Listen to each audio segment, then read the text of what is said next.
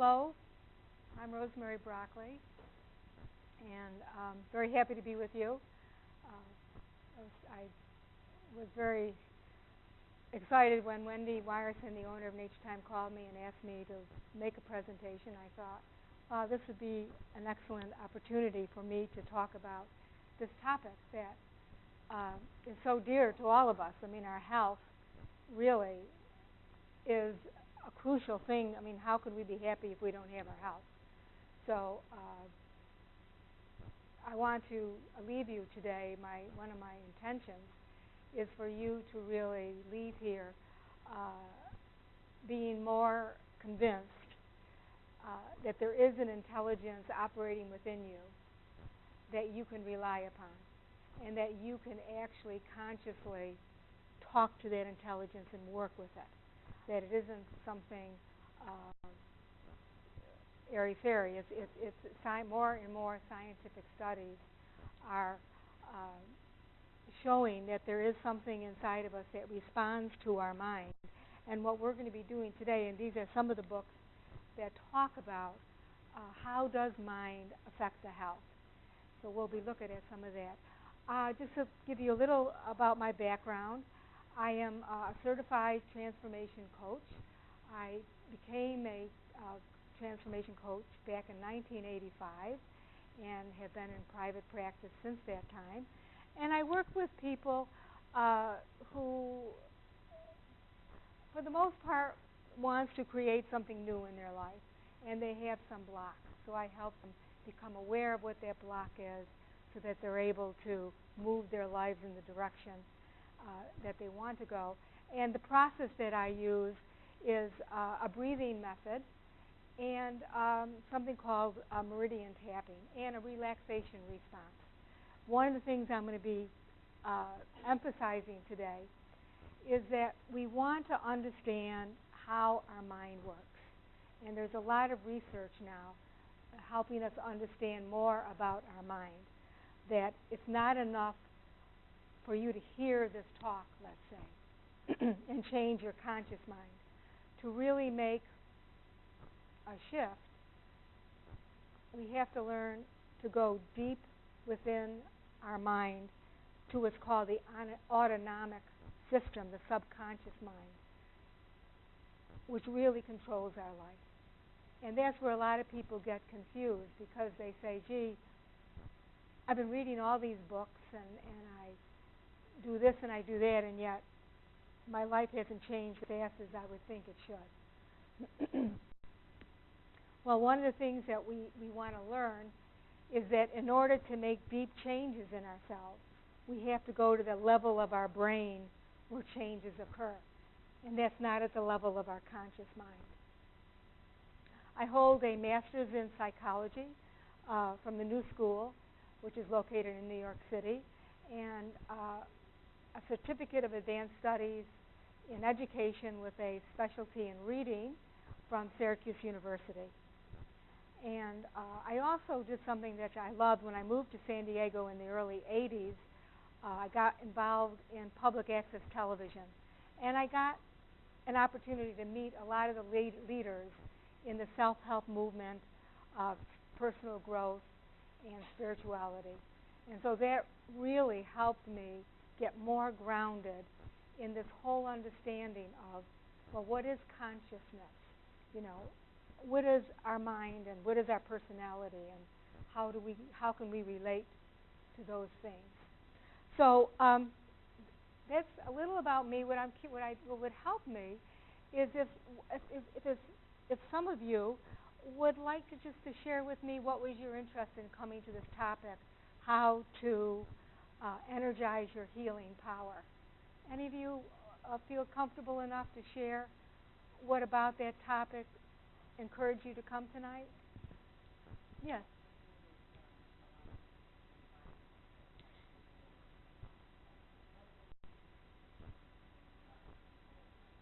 Okay, great. Thank you. Anyone else? Okay, well, good. How many of you like to read books? Are you willing to share with me some of the books you've read about on this topic? Which one?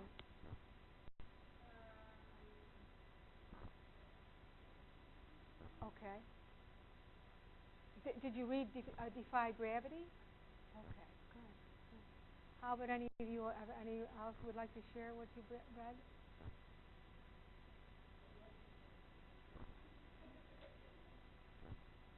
Okay. Well, thank you. Just to give me a sense of some of what your interest is. So where I'd like to begin is to share with you some of the incidences that have happened to people over the years that have led a lot of doctors to traditionally trained doctors look beyond this idea that our body is like a machine and that illness comes from some outside foreign substance invading the body. I mean, that really is the premise of medical science, that they look at the molecular level of us and that there's some dysfunction in the molecular level, and it has nothing to do with what's going on in our mind.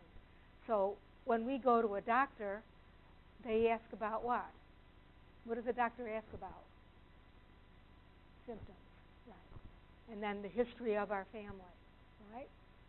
But they never ask you what's going on in your life, what's new, what's your challenges, because they just don't associate any of those things in our life having an effect on the physical body. And yet, what are they finding now to be the major cause of people going to the doctor? Yeah. Stress. And do you know what the percentage is? I've heard as high as 90%.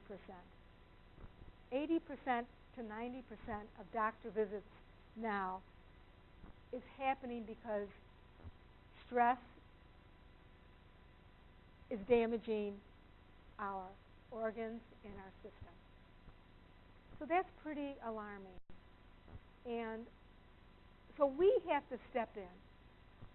There's now ample evidence that we can take responsibility for our health, and that when we go to the doctor, we can provide information that might help her or him. And so I'd like to share some of that information with you tonight as well. So let me begin with Dr. Larry Dawsey in terms of explaining how he got more involved in the relationship between mind and body. When he was a young intern, he had this experience with one of his friends who was taking care of this older man who was dying. And when he was admitted into the hospital, he had all the signs of cancer. And he was emaciated. This young doctor started doing tests, and all the tests came out normal. And he kept on doing all the tests that he knew about. And yet, they were all normal. So he finally went to the old man and he said, "You're dying. And I don't know what you're dying from." And the old man said, "Well, I know what I'm dying from." And the doctor said, "Well, what are you dying from?" And the old man said, "Well, I've been hexed." And he related the story to this young doctor. His name was Jim. And apparently, the man had an enemy who went to a local witch doctor and asked for this man to die. And so what's unclear is, for some reason, this witch doctor convinced this man's wife to give her a lock of this man's hair. We don't know why, but anyway, the witch doctor did her ceremony with the lock of the hair and told this old man, "I did my hex, and now you will die."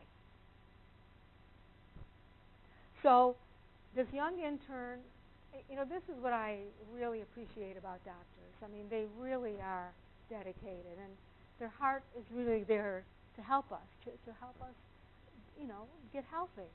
And so it wasn't enough for him that this man was dying and he did everything he did. He did everything he thought he could from his medical training. He had another idea. So he asked Larry Dawsey to meet him late at night in the hospital, in a hospital room that was secluded so nobody would know what was going on. And they wheeled this man into this room, and they positioned him in front of this table. And on the table there was this little cube, and it was some kind of drug that when you lit it, it burst into flame. So Dr. Jim was very deliberate in his actions and acted very, in command and what he knew what he was doing. And he lit this chemical and started to, flame up. And then he took a lock of this old man's hair and put it in the flame. And he said, "This hex is now ended." And the old man looked at the doctor and said, "Thank you, doctor."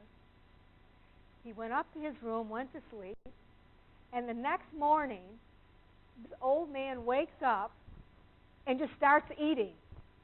He has 5 breakfasts, and then he eats for lunch, and then he eats for dinner, and he totally revives his health. So, Dr. Larry and Dr. Jim, they were amazed. And here's the interesting thing. They were very good friends. They never talked about that incident. They never mentioned it. In the years that they went forward friends, they never mentioned it because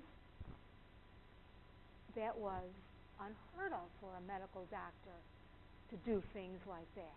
And they were concerned that they would be shunned by their colleagues, and so they kept it a secret. But you see, Dr. Larry, this happened, and he's thinking, how can the physical body respond like that? So I'm going to be talking more about other things that has happened with him. But let me jump to, I don't know if any of you have heard some of the findings of multiple personalities in healing. Have any of you heard that information? Well, there are some multiple personalities that in one personality they have diabetes, and when they move into another personality, their insulin levels are fine. There was another set of multiple personality where one personality had an allergic reaction to something, and when they went into the other personality, the allergic reaction left. And there are other multiple personalities where some of them needed glasses and other personalities didn't. So see, a lot of doctors, when they hear things like this, what they do is they just chalk it up to, well, that happens, and they discard it. But there are more and more doctors who can't just shovel this underneath a rug and forget about it. What's going on? So someone like Dr. Joe Dispenza now, what he takes from multiple personalities, his understanding is the power of the mind. That something goes on in the way the mind is wired affects the body. So when somebody has a health issue, what he is training people to do is to take on a new mind. And when we take on a new mind, our biology responds to the new mind. Now, I'm going to be talking more about that, but I just wanted to mention how bizarre it is. It's mind-blowing. Yes? Yes. Yeah, who is that?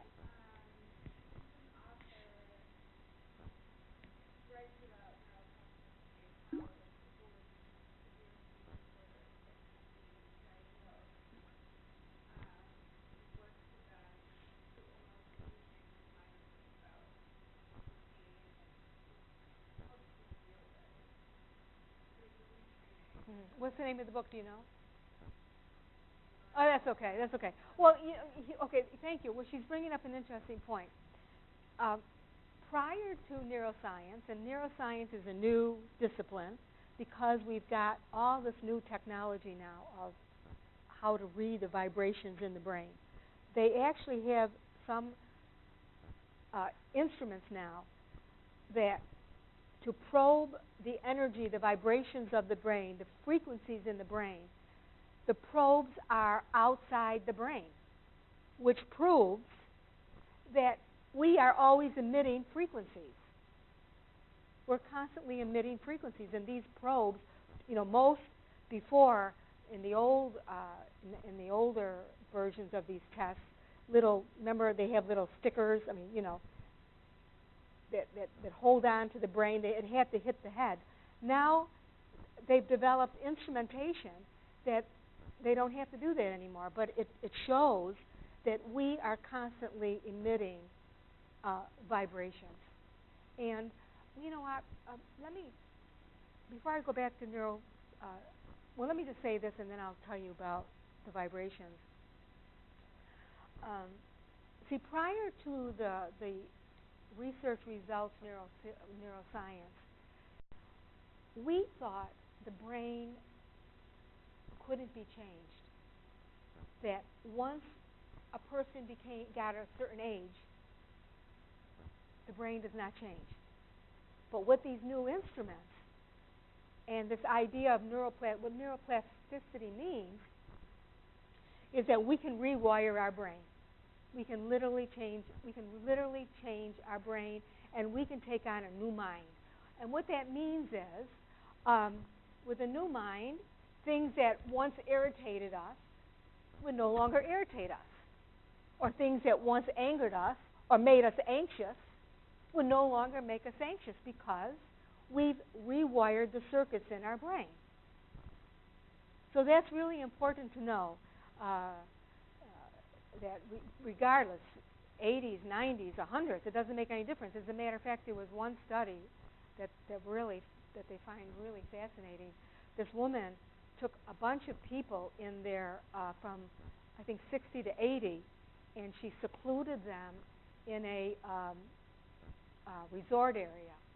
And she provided with them music and clothing and books and magazines from an era when they were young men. And they did this for 2 to 3 weeks. And these men dressed the way they used to dress, and they listened to the music when they were in their 30s and 40s. And what happened was, when they studied these people after this 3 weeks, or whatever the time period was, and they did all these measurements on them, people in their 80 had the measurements of someone in their 40. That's the way the mind responds, and it changes the body. I mean, it really is incredible when you really stop to see. Were you going to ask? No, fly. So, let's see. I said about neuroplasticity. Where was I going?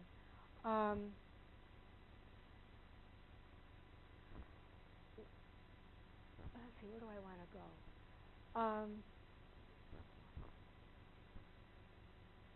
Well, neuroplasticity is just the idea that the brain can change, that it's plastic. The only thing about that, what they're discovering, is our habits are so deep that the deeper habits takes work. I mean, it takes work to change, but that doesn't mean it can't happen. That it will change.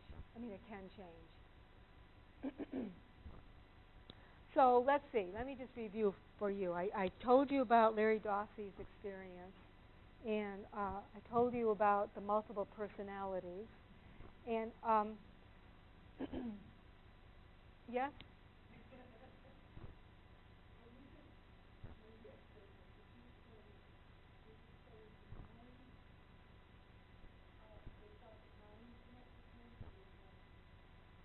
Well, that's an interesting question. So right now, nobody really knows what the mind is. Okay? See, medical scientists think that the mind is simply something that comes out of the brain, and they think it's localized in the brain. But these people, they see the mind as bigger than you and me. They see the mind as bigger. But what's happening is you're changing the wiring, you're changing the neuronal wiring in the brain, which then would affect the mind. But we really don't understand where the mind is. And like someone like Larry Dossey, and these other people, agree with him. What they're beginning to understand is our mind is not local. In other words, we think from traditional science, from Newton and Descartes, that reality is linear, and there's cause and effect, and things are mechanistic. There's mechanical laws, and time is linear. But you see, what the research that now is being shown, especially in the work on prayer, and Larry Dossey became very interested in wanting to see what the research studies said about prayer. And there now is ample scientific research that prayer works. Science validates going into our mind and sending positive thoughts to help somebody heal, which means the mind isn't local. In other words, our mind just isn't over here inside of us. These research stuff. Yeah, you were going to ask me?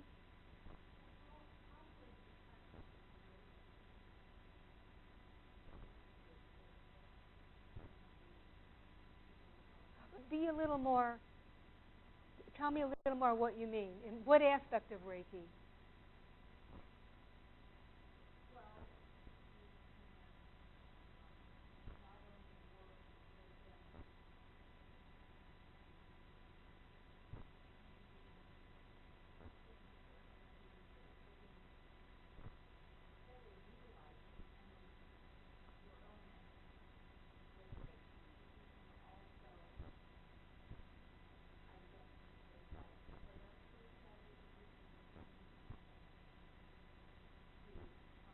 Mm-hmm.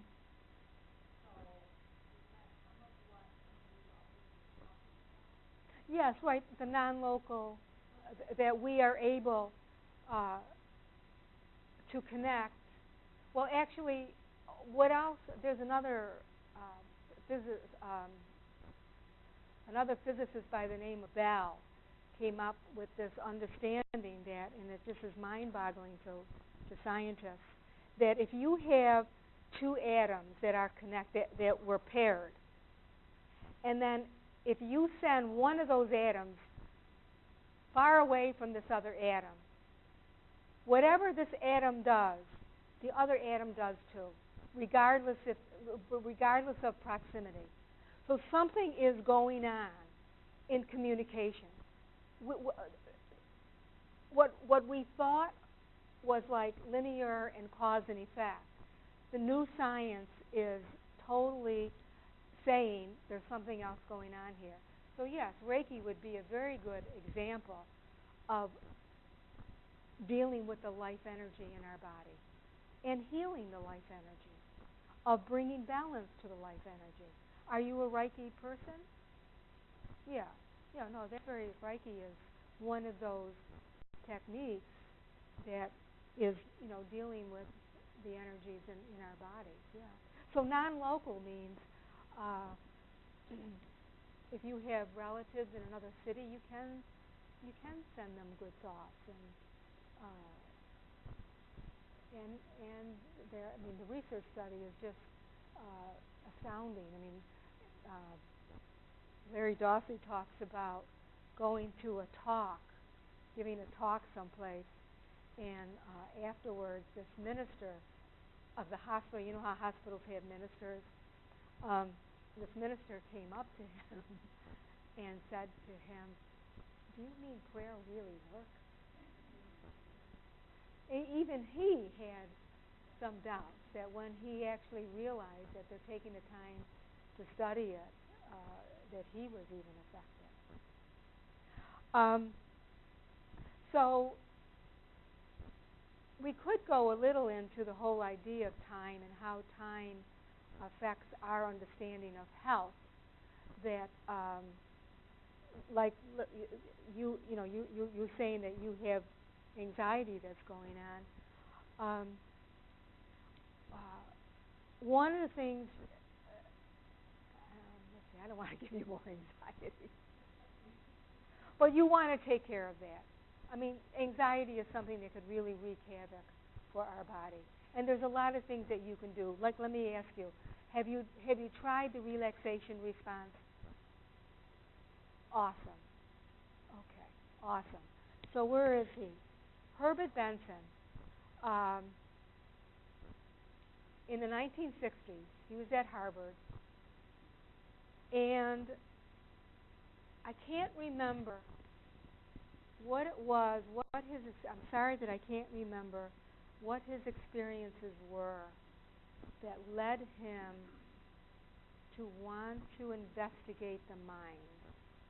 Now, this is Harvard, and people just poo-pooed him.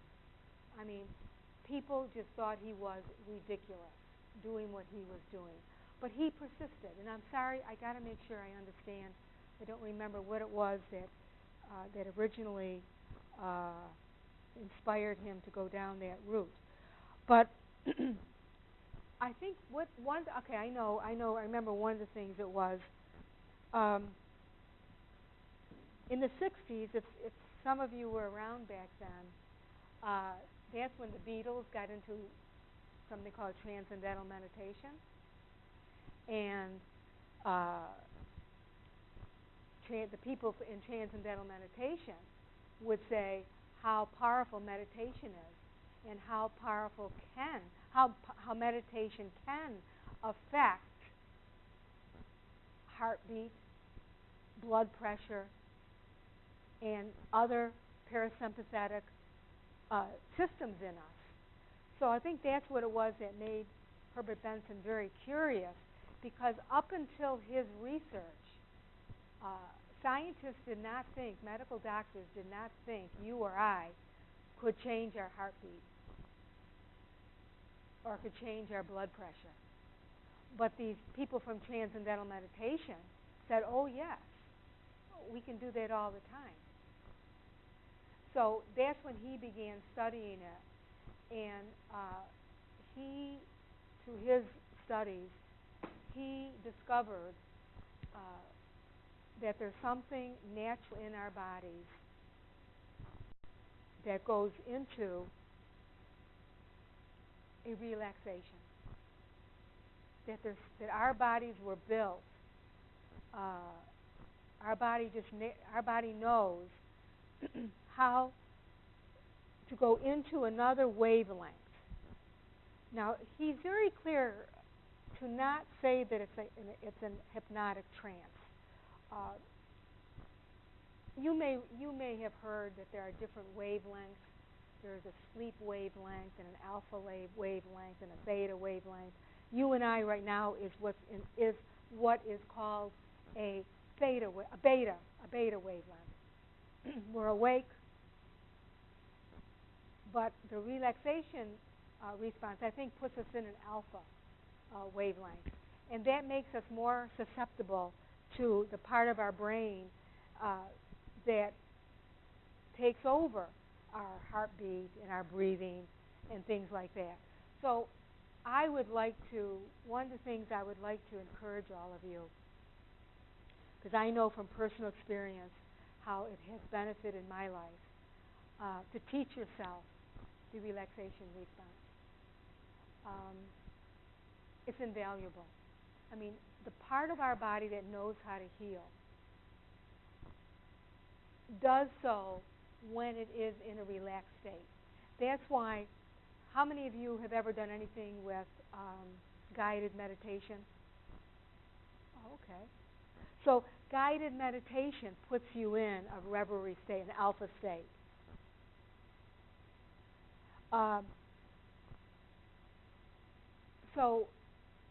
But with guided meditation, you're actually instructing the brain, you're instructing your body to go to a particular place. In the relaxation response, what you're doing is just quieting the mind, calming the body, and in that state, your body is literally restoring itself.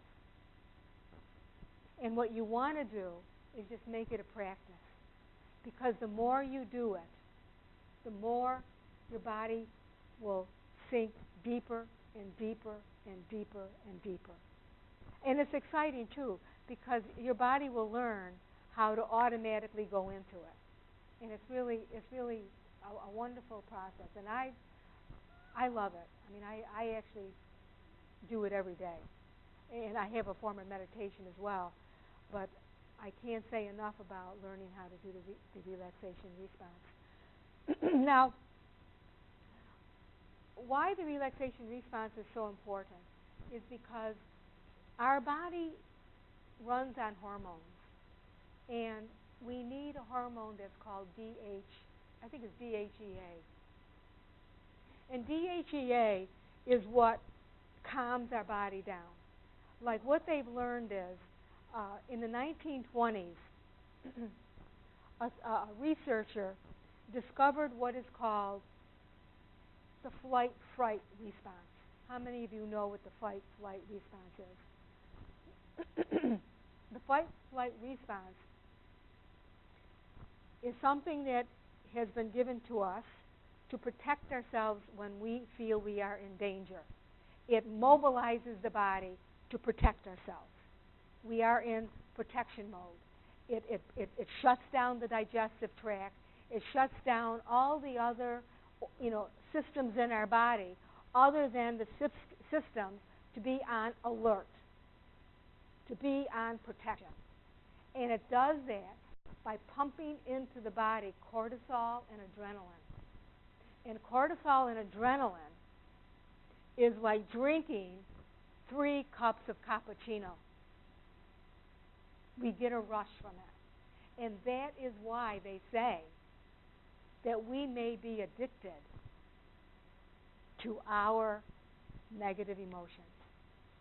We may be addicted. We become addicted to those emotions that put us into a high state of stress, because our body gets addicted to that adrenaline rush. However, it shuts down the system. It shuts down our immune system. Like they've discovered that, like let's say somebody is studying for a test, okay, and they don't get any sleep, and they're studying, and they're in a high mode because they want to do well. The cortisol and the adrenaline wipes out what's called interferons. And the interferons are those chemicals that are emitted from our immune system to protect our body, to keep our body strong. So a lot of people, when they go through something with stress, they might get a cold because all of the interferons were wiped out of our body. So that's why you want to, what I want to do by talking to you is one of my goals for you is to no longer just let yourself say, well, it's normal to get frustrated. Well, anybody would get irritated in this situation, right? Don't we say that to ourselves? Anybody would. Of course you get frustrated. But watch something. Let me see where it is. Dr. Christiane Northrup says, where is it? Okay. Oh no, this is it. This is Joan Borisenko. Did I bring one of Joan? Yeah, The Power of the Mind. I'm going to tell you more about Joan Borisenko. She's got some really, she's had some tragic experiences in her life that inspired her to get into this work. But this is what Joan says. Through many years of working with people with stress-related problems, chronic illness, cancer, and AIDS, I have come to believe that letting go of regrets,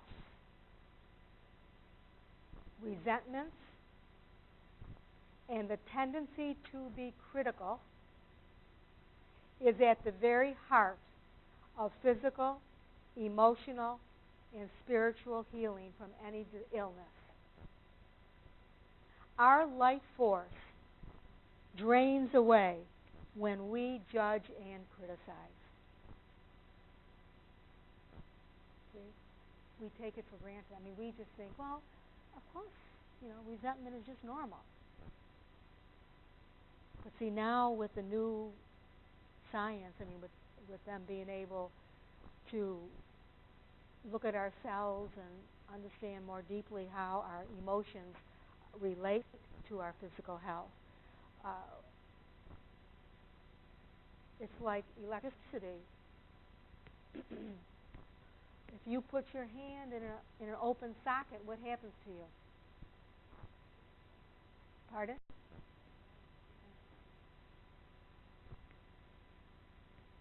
Or if somebody falls out of a window, little kid falls,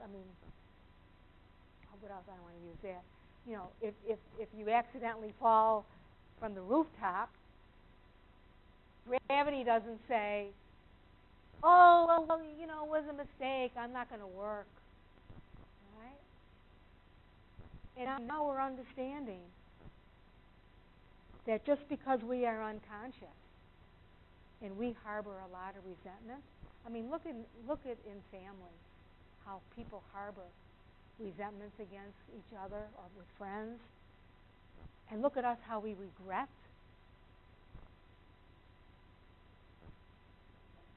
We're playing with our life. We're playing literally with the health of our body. So so one of my solutions is that it's really important to understand how to let go regrets and resentment. There's a he's no longer alive. He recently died. He was a psychiatrist, I think a physician and a teacher. His name was David Hawkins. And what he became very interested in is measuring the frequencies of different emotions. So he measured the frequencies of fear, of anger, of doubt, of worry, of apathy. And then he measured what's called more positive emotions like love and compassion and joy and gratitude. I'm going to talk about gratitude. And what he discovered was, and him and also all these people know this, when our body is affected by low vibration emotions, we become more in tune with the material world. We become more attached. We become more attached to matter, and we become less in touch with our ability to be creative. And when we are in those lower energies of vibration, and we're more in touch with we're more caught up in the material world, we lose hope. We lose the ability to think, wow, I can do this. Or, wow, yeah, I'm going to take this on. So, I mean, I think this is really fascinating that these emotions that we just take for granted have actually biological effects in our body. And I mean, I won't go too deep, but I mean, they're seeing that our intestines makes serotonin just like our brain makes serotonin, and that our emotions are really stored in our body. That well,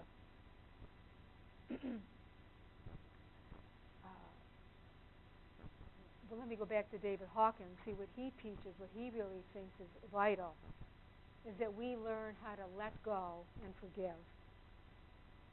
And in his books, he puts you through a process. He believes in the power of affirmations, and but he has gotten a lot of results. He has cured himself of a lot of different illnesses by letting go and forgiving, and teaching his people who work with him to stay at higher vibrations. What's interesting is I learned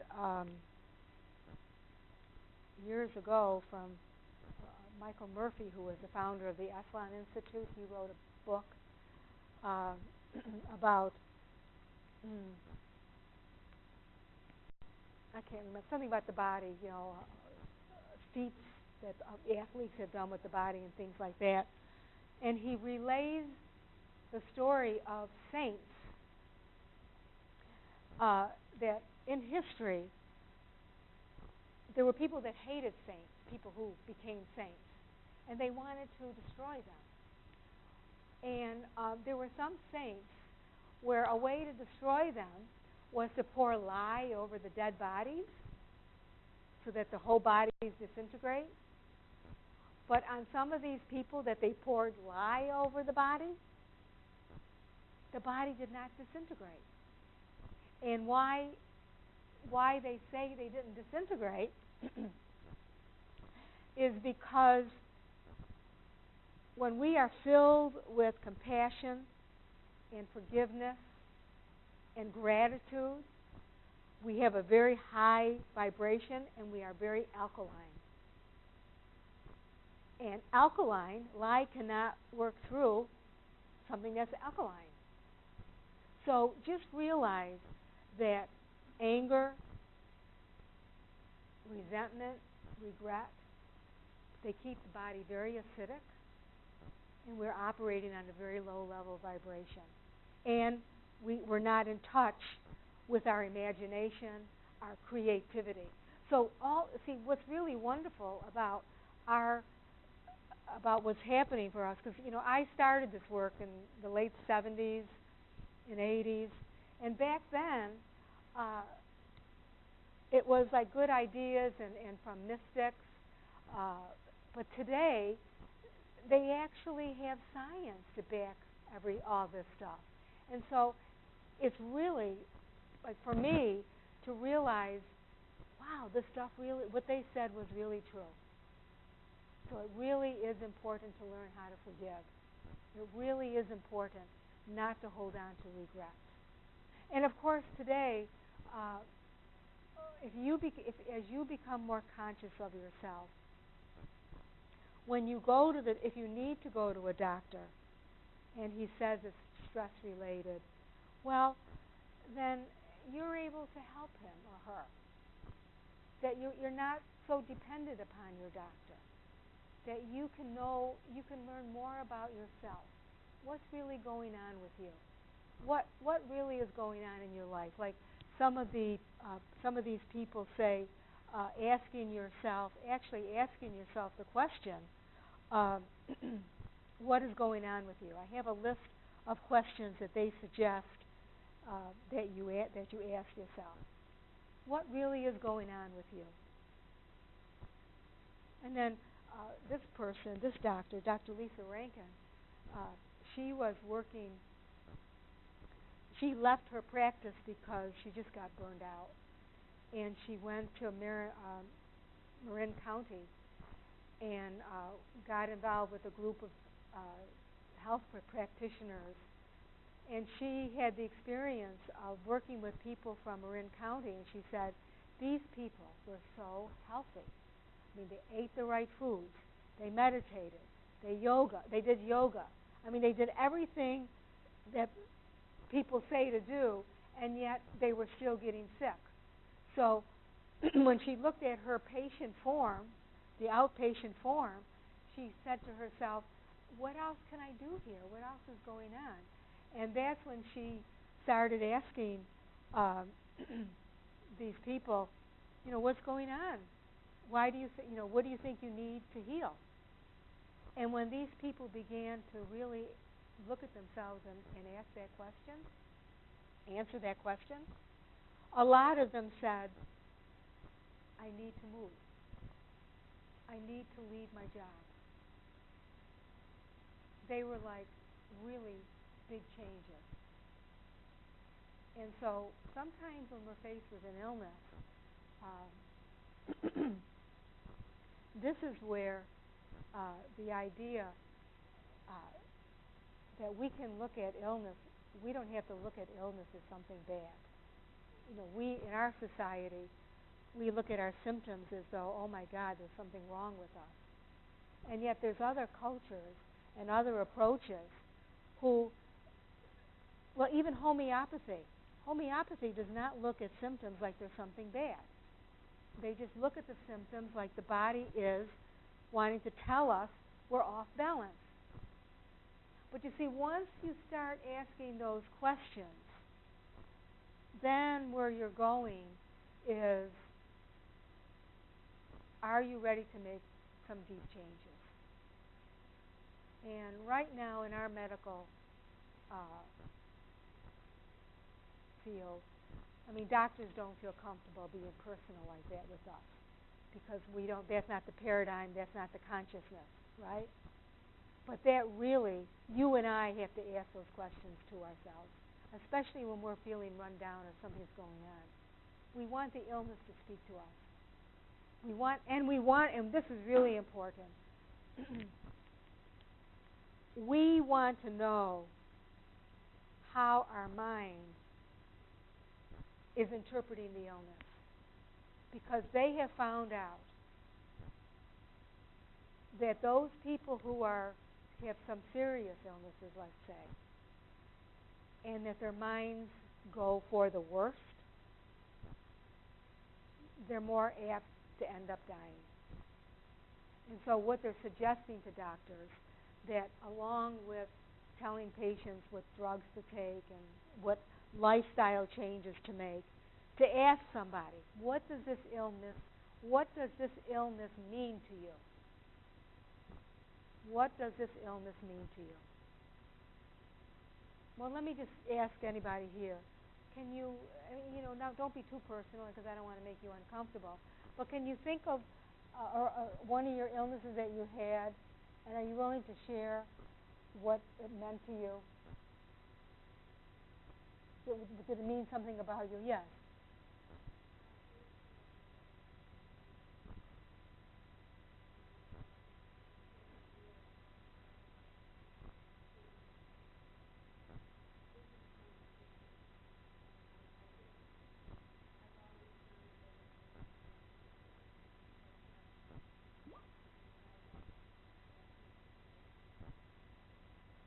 Awesome.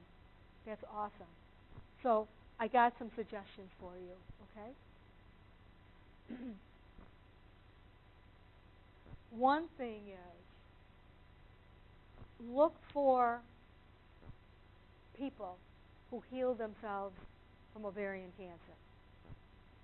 That's one technique that they say to do.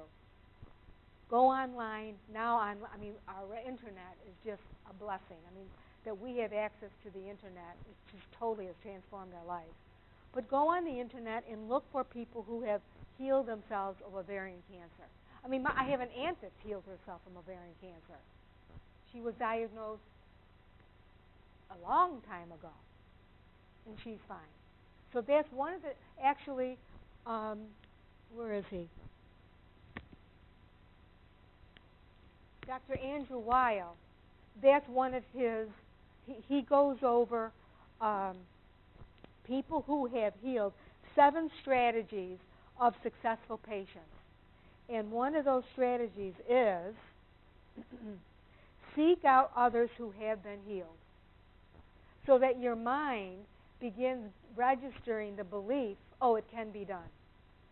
Now, what's your name? Cheryl? So, Cheryl, you really want to help your mind get out of this idea that there's something, what's the word? Well, that there's something, that you're a victim of this, and there's something final about it. What word would you use?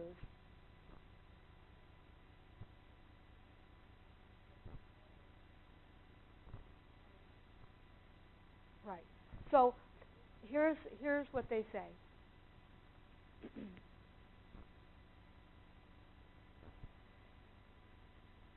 How many of you have heard of mindfulness? Okay. See, mindfulness assists us in becoming aware of what our mind is doing. And we no longer take our mind personally. We understand that our mind will interpret reality. And our interpretations, more than likely, come from the first 7 years of our life. So one of the things that what I would suggest that you do is work with attempting to look at what your family's ideas are on illness. Has anybody else in your family had ovarian cancer? Okay, so that doesn't apply. But I would strongly suggest that you review with yourself. What do you think you learned about illness as a child? Because what happens to us is the way the human mind, the brain is structured. See, human beings, we are not born like other animals who are born that they can take care of themselves right away. We are very dependent on our caretakers. Otherwise, we would die. You know, we can't talk, we can't walk, we can't go buy our food, we can't go get our food. A human being is very dependent until what? Well, in some cultures now, by 5 years old, some of them are. Right? Why are you laughing?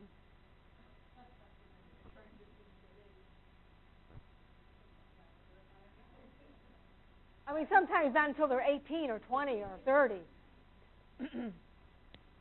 So what they're discovering about how a human being learns is the first 7 years of our life, we just absorb information from our environment. We are sponges.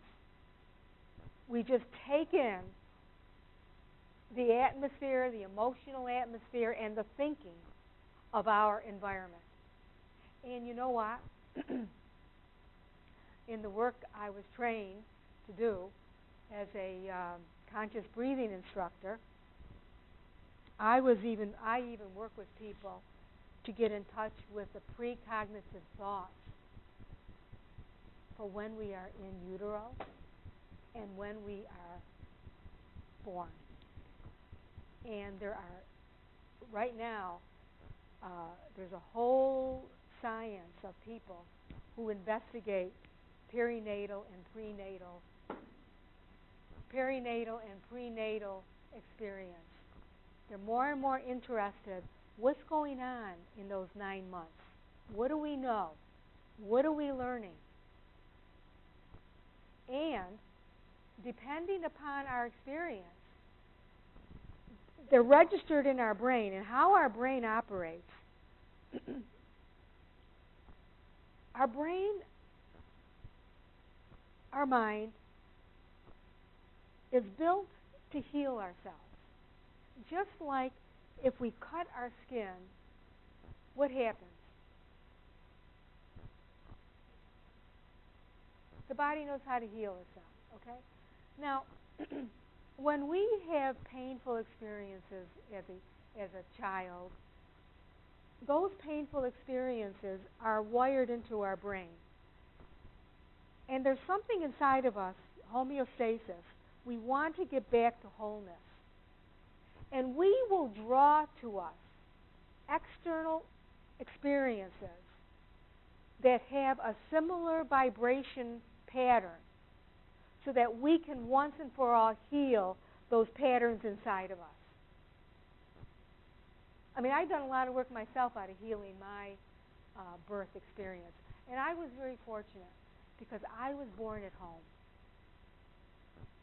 Now, for people who are born in the hospital, boy, it's terror. I mean, it's terror. When you think about what they did to you, how many of you were born in a hospital?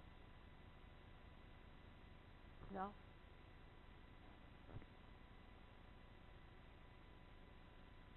Right? There's an emergency attitude. I mean, doctors, some medical doctors take pregnancy as a disease. And you're wheeled into the room. Everybody's panicked. Oh my God! They don't trust the natural process of childbirth. So there's this whole energy. When we're our first entrance into the world, we come out with really this fear. And then what did they used to do? They yanked the baby out, and what's the first thing they did? They tipped it upside down. And then what did they do? Slapped it. And then they would put drugs in the eyes to clean out the eyes, and those drugs burned the eyes. And then what did they do? They wrapped the baby up and took it away from the mother. I mean, a lot of this is changing now. A lot of this because, you know, the Russians and the French people, especially the Russians, in the 70s, the 60s and 70s, the Russians were looking for how to create superhuman people. And one of the things they discovered was that by having somebody be born in a gentle way, that they were more likely to become very powerful people. That a birth experience that is traumatic sets us up for a personality that is traumatized. It's like stress syndrome. So, but, you know, let me get back to, you know, Cheryl, what you're dealing with. So what you want to work on is, first of all, understanding with yourself. Okay, so this is my reaction to this diagnosis. But understand that that's your mind trying to deal with this diagnosis. And you have to tell yourself, I am not my diagnosis. And you learn that you don't have to label yourself. So I would even be, what they say is, be very cautious about labeling yourself that you have a particular disease, like anxiety. No. Only talk about that to your doctor. With your friends, don't use that terminology, because everybody then labels you, oh, you're somebody that has such and such, and it becomes a label. So when you see, this is becoming mindful and understanding how the mind operates. And so you don't have to take your mind personally. You can have more compassion for yourself. And you can say, all right, I'm going to learn how to do the relaxation response.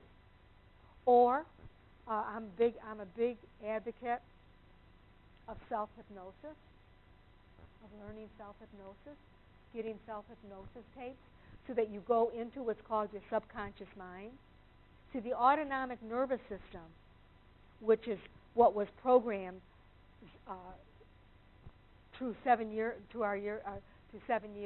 When we become 8 years old, that's when the higher functions of the brain develop. So what we want to get into is that subconscious mind, and we cannot get in there in the beta frequencies. In the waking state, we cannot get into the alpha and the theta and the delta. So with the relaxation response, you can get in there, With guided meditation, you can get in there. And with self-hypnosis, you can get in there. So I strongly recommend that you learn those techniques. If anything else, what a goal would be is that you have a whole new relationship to your illness. And you realize that you have power to heal yourself. And that that's your goal. And you let your body talk to you. Illness can become a journey. Like Carolyn May says, it could become a journey. Now, Cheryl, I also want to bring this up with you. You see, when she was talking about the past and the future, the new way of dealing with healing illness now and energizing our healing system is to learn how to get into the present moment. Healing can only take place in the present moment.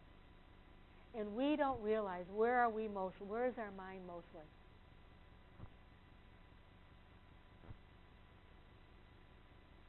Right. And just understand, any kind of resistance is being in the past. When we can teach ourselves to be in the moment, we are at peace. So how do we know that we're in the moment? If you have no problems and you are at peace, you know that you are in the moment.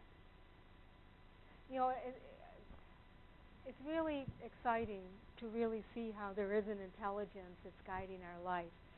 Back in 1992, 91, I had moved from, I was living in Boulder and I moved to Seattle. And that's back then when Ram Dass was big and I can't remember who else. But I thought, well, from the name of my business, I'm going to call it Living in the Moment. And so this was like in 1991, so that's a long time ago. And I'll tell you, it's been a journey for me to really understand what does it mean to live in the moment. It's big. Now, people like Dr. Joe Dispenza and people who do his work, I mean, he has had extraordinary healings. I mean, people with MS, with lupus, with Parkinson's, it's amazing. The critical diseases that people have gone to his workshops with, and they have healed themselves, it's amazing. And what he does is he says, if thought, he teaches people how to just become thought.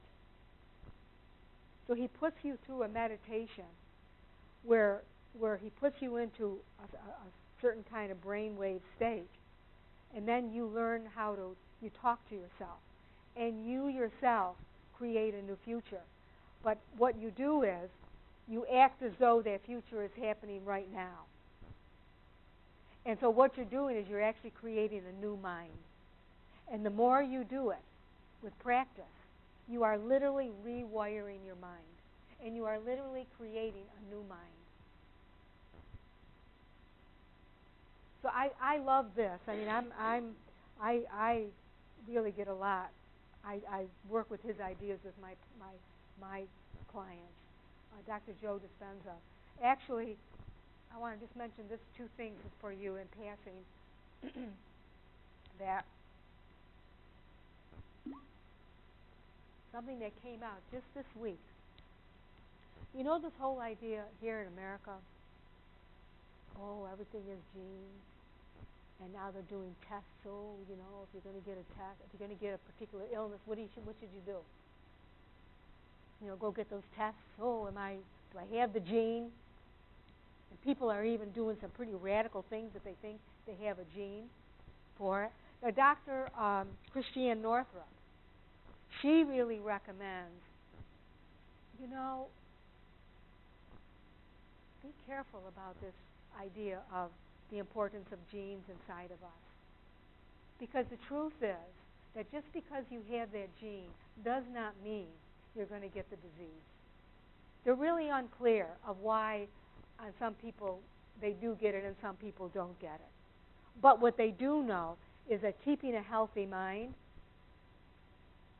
can overplay the genes. And people, I mean, this is big. I mean, this is really big. And why I bring that up is because the Russians, a Russian scientist just released results from something he is doing with what's called the 90% of junk DNA. Apparently, when they've looked at the DNA, 10% of the genes they think are pivotal to what medical, and here in America, that they think is vital for understanding the human body. And they just say this 90% is junk, and they don't even look at it. Okay? Well, this Russian looked at it, and what he discovered is that the DNA, the way the DNA is structured, that it's structured just like grammar is structured. And what his conclusion is that if we know how to talk at a certain vibration, in other words, if we're really convinced of something, if we really believe something, like this one, if you really believe something, you're actually communicating to your DNA. That this Russian actually changed the DNA through words. And this is in the 90% junk. So this validates the importance of affirmations. I mean, it's mind-boggling. It's a long article, and it was just published, okay? And then it talks about intuition and how. I mean, it's really mind-boggling of really what is the truth about our mind and how and its effect on the body. So, getting into the present moment, what I thought of as I was talking to you is when I lived on the West Coast, I got involved with a spiritual practice now called the Centers for Spiritual Living. And I became a licensed spiritual practitioner. And I was trained to pray with people, to pray for people. And I was trained to teach my mind not to believe in illness. Now, what's interesting about that, and what I'm telling you about this 90% junk, you see, if I don't believe in illness, that affects the DNA. It totally changes the wiring of the DNA. So Herbert Benson, in his book, Timeless Healing, the power, what is it? The power and biology of belief. This is really an interesting book. He took the time of really investigating how belief affects the body. And this is where, and let me just now bring this up with you.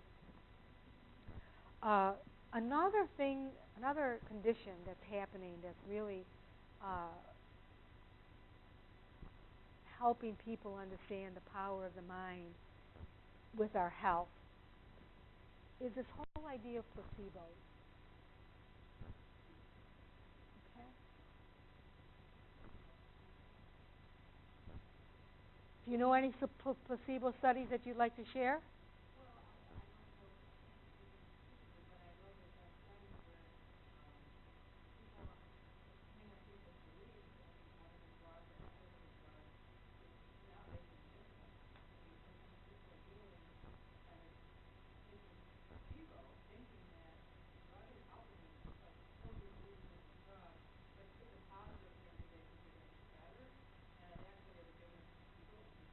Right. Well, I'll give you some examples, okay?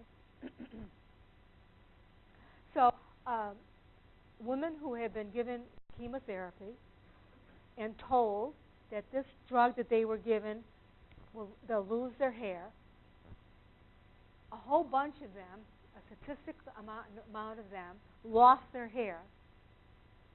and they took a sugar pill. Another group of people with knee operations, they did a routine so that there was a group of people that they thought they had a knee operation, and they didn't, and their knee healed. This study, a lot of people think of the ethics. I don't think they would get away with it today, but there was a group of pregnant women who got a horrible case of morning sickness, and they were vomiting all over the place.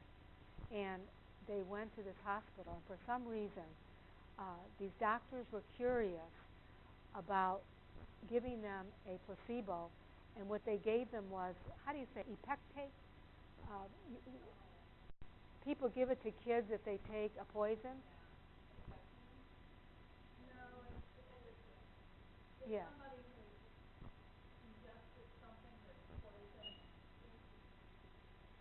Epicate. They gave this to a certain portion of these women who were vomiting, had morning sickness, and it healed them because they believed. The doctors told them this drug is going to heal your nauseous stomach. Another group of men who they were balding and they wanted to grow hair, they were given a drug, and their hair grew, and it was nothing.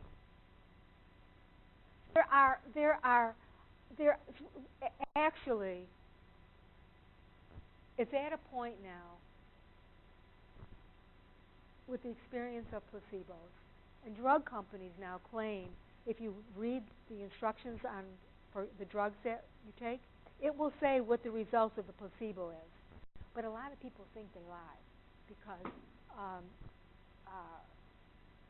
they think the placebo effect is operating more than some of these pharmaceutical companies actually tell us.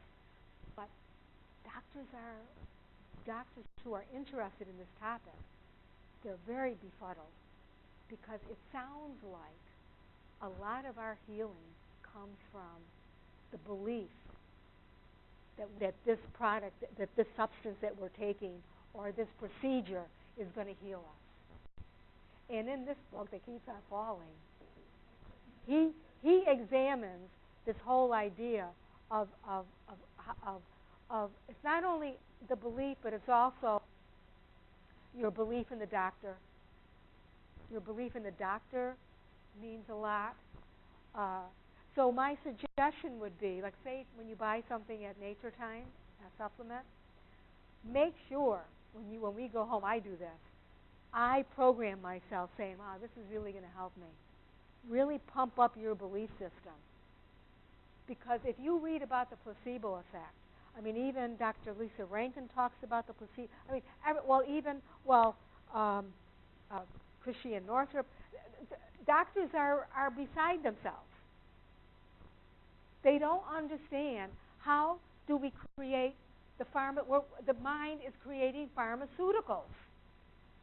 Like Dr. Joe Dispenza in his book talks about this young man who was in a study and taking this drug for something, and he got very depressed because his girlfriend left him, and he got so depressed that he took a whole bunch of these pills. And he walked out of his apartment, and he started shaking and having convulsions. And somebody rushed him to the hospital. And when he got to the hospital, he must have had the bottle with him, and they called up the doctor, and the doctor said, oh, no, that was a placebo. And when the young man heard it, bingo, he totally came back to health. How does this happen? I mean, how does this happen?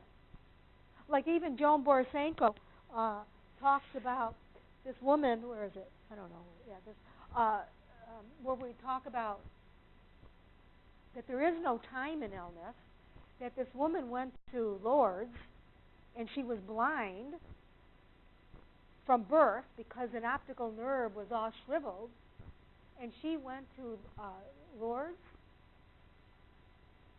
and she could see. She got her sight back. Like this. How do you grow an optic nerve like this? And then there was another case of these Cambodian women, like 100, 150 of them. They didn't have what do you call that? When you have a limited eyesight, you're labeled blind or something. Pardon? Yeah, sight impaired. And for some reason, some researchers took an interest in them and examined all these women. And they had healthy eyes. And yet they couldn't see. And when they were examined, it was discovered that they went through the Khmer Rouge in Cambodia. Remember, in the 70s, I think it was, where there was a genocide. Millions of people were killed. And these women saw the death of their loved ones. And it shocked them that they didn't want to see anymore. So they decided not to see. So see, there are some doctors who hear this information, but they just say, oh, it doesn't mean anything. Because, you see, it just doesn't fit into their understanding of illness. See, their understanding of illness is some microbe from outside attacks the body. And it's about healing the body with a cause and effect. You know, you got to get in there and help the molecule. It doesn't see something intangible like the mind actually affecting the body. So this is why when we become more aware, we want to have patience with our doctors, because they were drilled into seeing the body in a different way than these people are seeing the body. But the more you understand your body will talk to you. And actually, Lisa Rankin, I don't know if I mentioned it to you, I forgot. But, well, not only Lisa Rankin, but also Dr. Andrew Weil, they say, ask your body, what does it need to heal?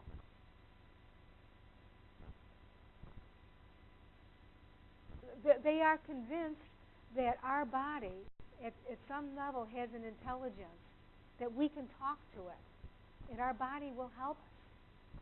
Actually, a new paradigm for healing is that a physician will enter into partnership with the patient and let the patient's body help them to discover what is needed for a cure, to cure the body.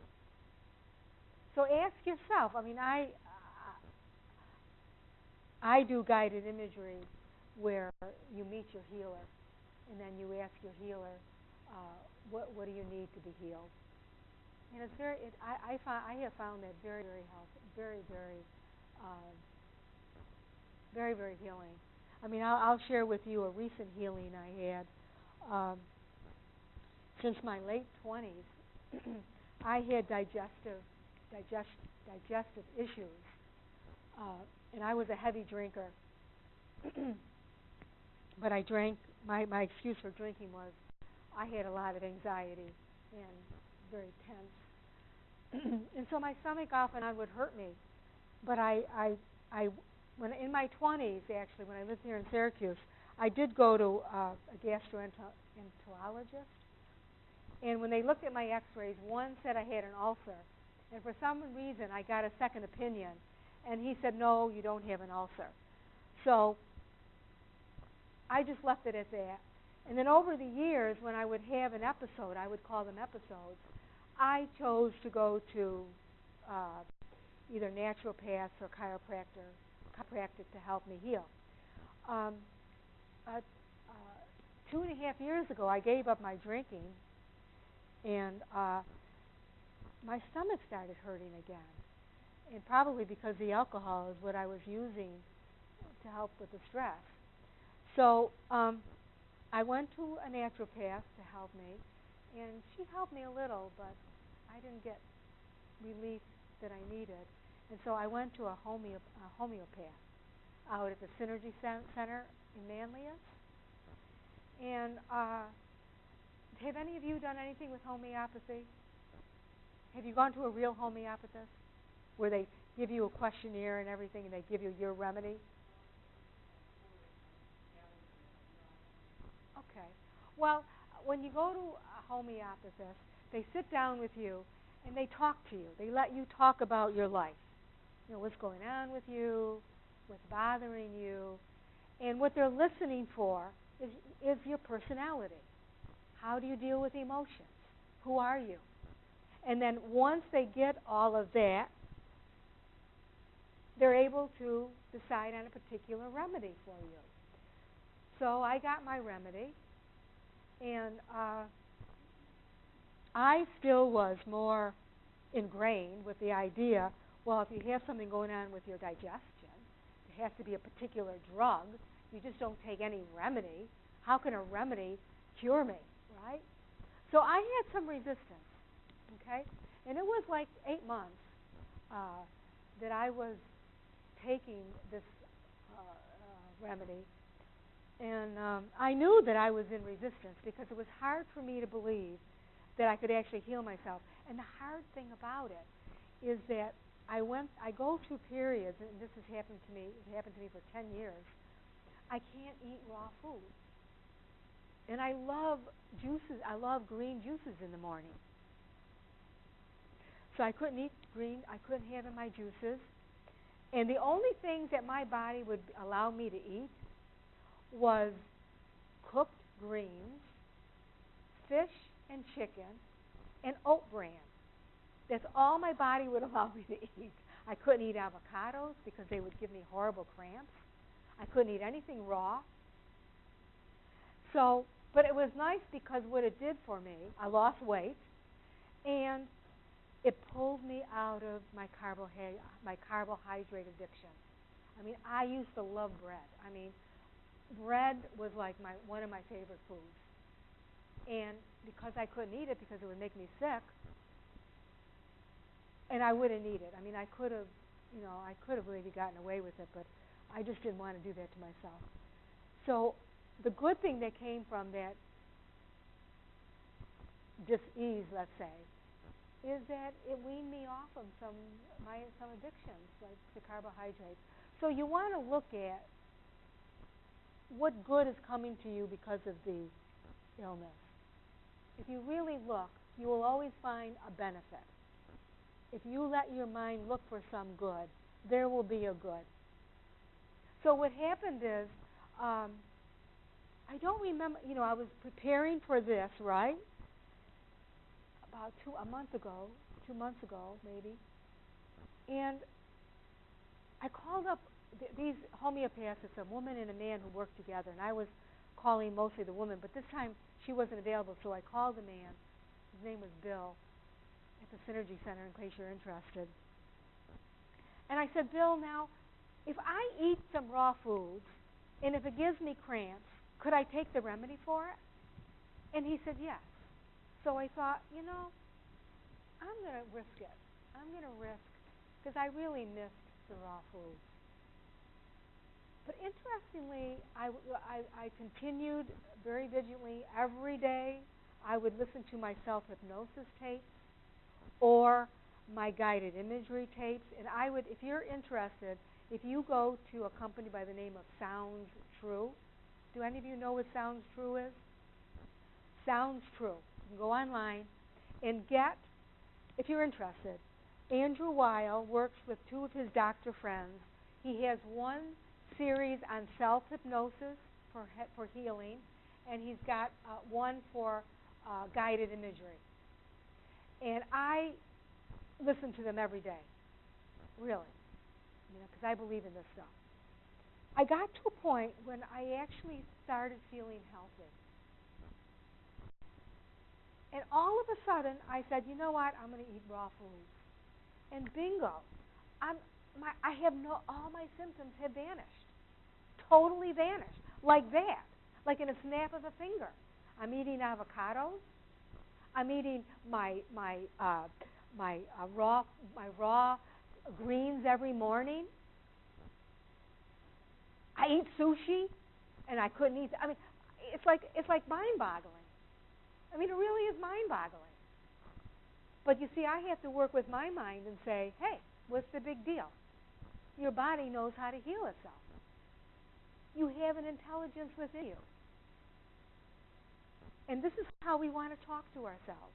We want to give ourselves affirmations. Like, let me see, I can do this real fast. Where is she? Like Carolyn Mace, she says it's really important to go through your belief system. And like, she has a list of, like she said, some beliefs that could come from our family. Illness is a long and painful process. Don't many of us think that? Serious illness cannot be fully healed. My doctor is responsible for my health. See, these kind of beliefs, we have to teach ourselves how to replace them, how to learn to dissolve them. And there are techniques to learn how to do that. And the kind of beliefs that she says we want to build in our life is that all that is life supports me. I constantly receive guidance.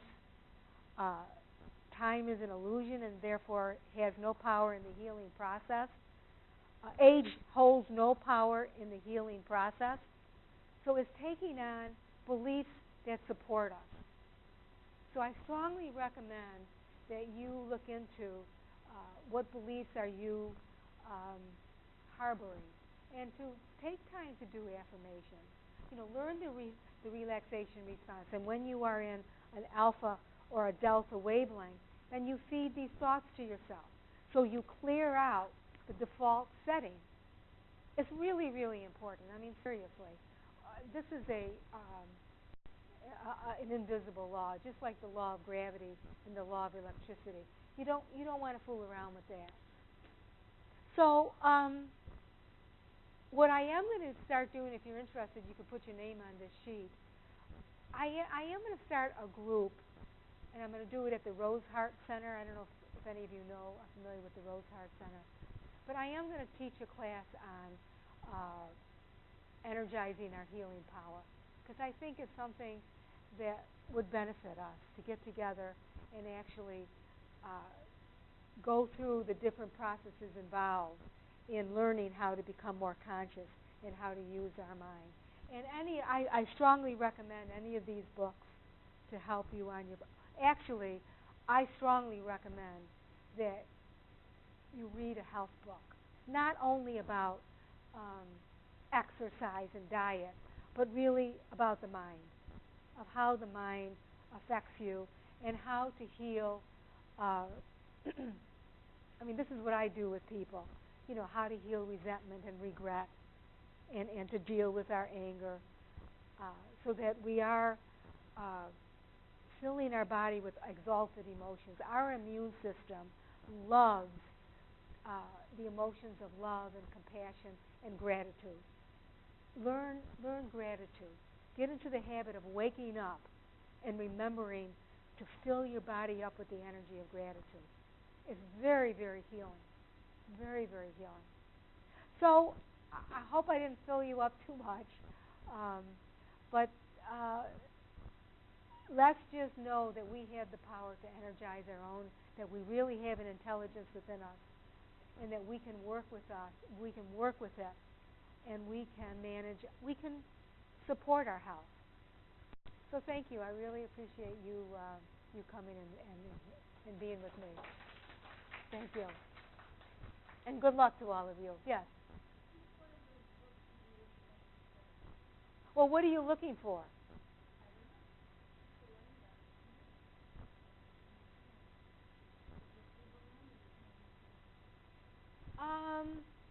That's a good question. Well, you know what I would recommend is Goddesses Never Age. Are you familiar with Christiane Northrup? She wrote Women's Bodies. She's a gynecologist, OB-GYN, and she's really into women's health. And she talks about the importance of aging with grace, that we have to do away with all these ideas of what aging means. I mean, that's one.